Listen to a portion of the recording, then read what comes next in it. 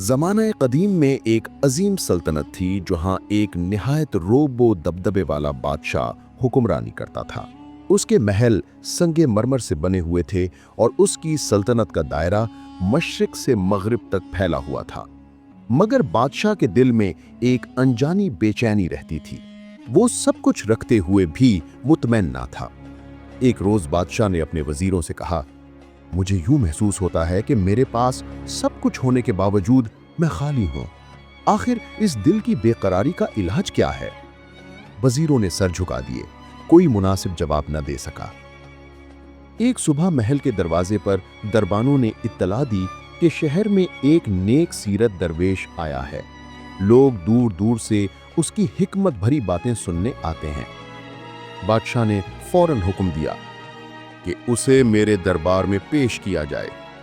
کچھ دیر بعد درویش پھٹے پرانے مگر پاکیزہ کپڑوں میں لکڑی کی ایک سادہ سی لاٹھی تھامے بادشاہ کے سامنے حاضر ہوا۔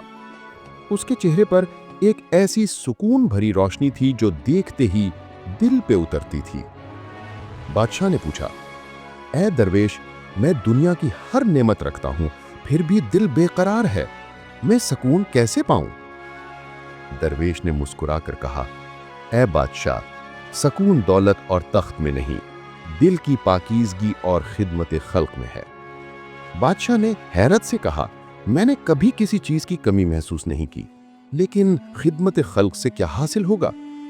درویش نے جواب دیا، وہ چیز جو تمہیں دنیا کی ہر دولت سے نہیں مل رہی، سکون، اطمینان اور اپنے رب کی قربت۔ درویش نے بادشاہ سے کہا کہ اگر واقعی سکون چاہتے ہو تو میرے ساتھ چلو۔ بادشاہ نے شاہی لباس اتارا، سادہ کپڑے پہنے اور ایک چھوٹے قافلے کے ساتھ درویش کے ہمراہ شہر کے غریب محلوں کی طرف روانہ ہوا۔ وہاں انہوں نے ایک بوڑھی عورت کو دیکھا جس کا گھر بارش سے ٹپک رہا تھا۔ بادشاہ نے حکم دیا کہ فوراً اس کا گھر ٹھیک کیا جائے اور عورت کو کھانا، کپڑا اور چند سونے کے سکے فراہم کیے جائیں۔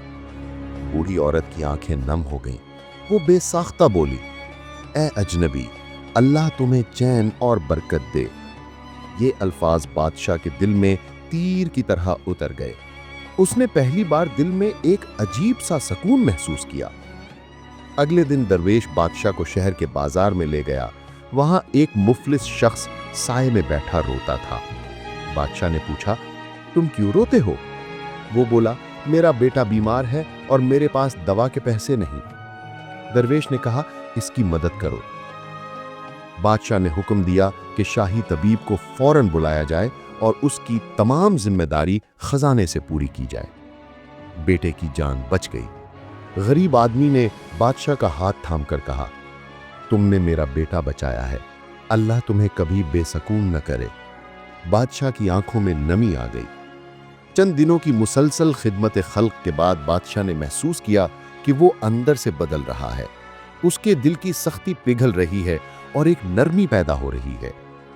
وہ درویش کے پاس آیا اور بولا، اے دانا انسان، مجھے بتاؤ سکون کا راز کیا ہے؟ درویش نے کہا، سکون اس شخص کو ملتا ہے جو دوسروں کی تکلیف سمجھتا ہے، غرور توڑ دیتا ہے اور اپنے رب کا شکر ادا کرتا ہے۔ پھر درویش نے اپنی لاٹھی زمین میں گاڑی اور کہا، سکون دولت میں نہیں بلکہ نیت کی پاکیزگی، دل کی نرمی اور خدمت خلق میں ہے۔ یہ کہتے ہوئے درویش نے بادشاہ کو ایک چھوٹی سی مٹی کی پیالی دی۔ پیالی عام سی تھی مگر اس پر لکھا تھا، ایک نرم دل ایک بڑے تخت سے قیمتی ہوتا ہے۔ بادشاہ نے اس پیالی کو اپنے تخت کے پاس رکھ لیا۔ کچھ مہینے بعد بادشاہ بدل چکا تھا۔ وہ اب غرور کرنے والا بادشاہ نہیں رہا تھا بلکہ عادل، نرم دل اور رعایا کا سچا خیر خواہ بن چکا تھا۔ ملک کی ترقی بڑھنے لگی، رعایا خوشحال ہوئی اور سب کہتے تھے، ہمارا بادشاہ تو اب روشنی بانٹنے والا بادشاہ ہے۔ درویش ایک دن خاموشی سے شہر چھوڑ کر چلا گیا، مگر بادشاہ کے دل میں وہ پیغام چھوڑ گیا جو اس کی پوری زندگی بدل گیا۔ انسان کا اصل تخت اس کا دل ہے اور دل اس وقت بادشاہ بنتا ہے جب وہ دوسروں کے لیے دھڑکتا ہے۔ اصل دولت سونے میں نہیں बल्कि दिल के सुकून में है।